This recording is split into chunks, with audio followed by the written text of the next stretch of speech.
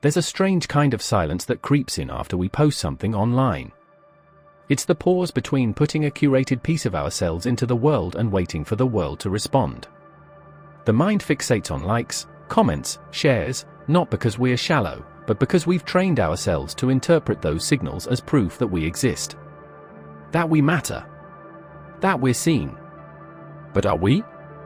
What social media promises is connection, but what it often delivers is performance. And in the process, many of us lose touch with our real, unfiltered selves, the version of us that doesn't need an audience. The version that isn't edited, color-corrected, or algorithmically optimized. We start to wear a mask. And over time, we forget it's a mask at all. It starts small. A better angle, a clever caption, a filter to smooth the skin or sharpen the colors. Then it snowballs. We start editing not just how we look, but how we speak, how we act, even what we believe, all shaped by the silent gaze of invisible followers.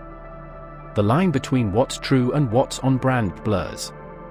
We stop posting things that feel real but unpolished. We hesitate to share thoughts that are uncertain, unpopular, or vulnerable.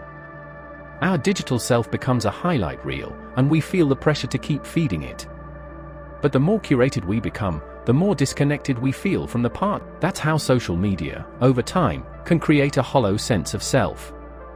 One that's externally successful but internally empty. There's a part of you, a quiet, messy, contradictory, that will never trend. The part that's anxious at night, uncertain in love, or unsure of what it wants from life. The part that doesn't photograph well. That version of you is real. But on platforms that reward clarity, confidence, and aesthetics, there's little space for that version to exist. So it hides. And the more it hides, the more alone we feel, even when we're surrounded by engagement. People often report feeling lonelier after scrolling social media, not because they aren't connected, but because they're only superficially connected. They've shown the world a carefully crafted avatar. But few know who they really are beneath it. When we wear the mask long enough, it doesn't just fool other people, it starts to fool us. We begin to confuse our online self with our real identity. And when something goes wrong, a post flops, a follower leaves, a negative comment lands, we don't just feel disappointment. We feel personal failure. Because when your digital persona becomes your sense of self, any threat to it feels like an attack on your worth. This creates an emotional fragility, where even small digital losses can trigger deep insecurity. It's not because we're weak. It's because we've been taught to see ourselves through a lens we don't control. Reclaiming the authentic self. The antidote isn't to disappear from the internet.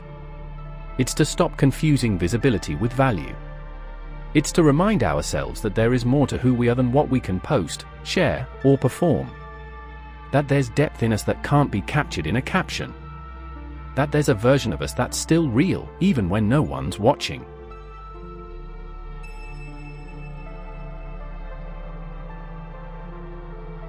To reclaim your authentic self is not to abandon social media, but to use it with awareness. To ask, why am I sharing this? Who am I becoming through this? Does this align with who I really am, or just who I think I should be? It's to take the mask off, even if only in moments, and breathe.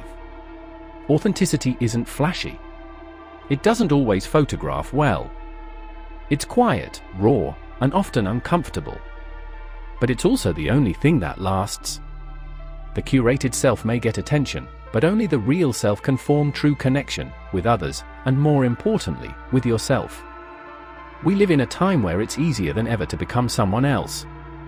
But maybe the bravest thing you can do is return to who you were before the world told you who to be. That version of you, unpolished, honest, inconsistent, is still in there. And it deserves to be seen. Not just liked. So here's the question that lingers as the screen fades to black. If no one could see you, who would you be?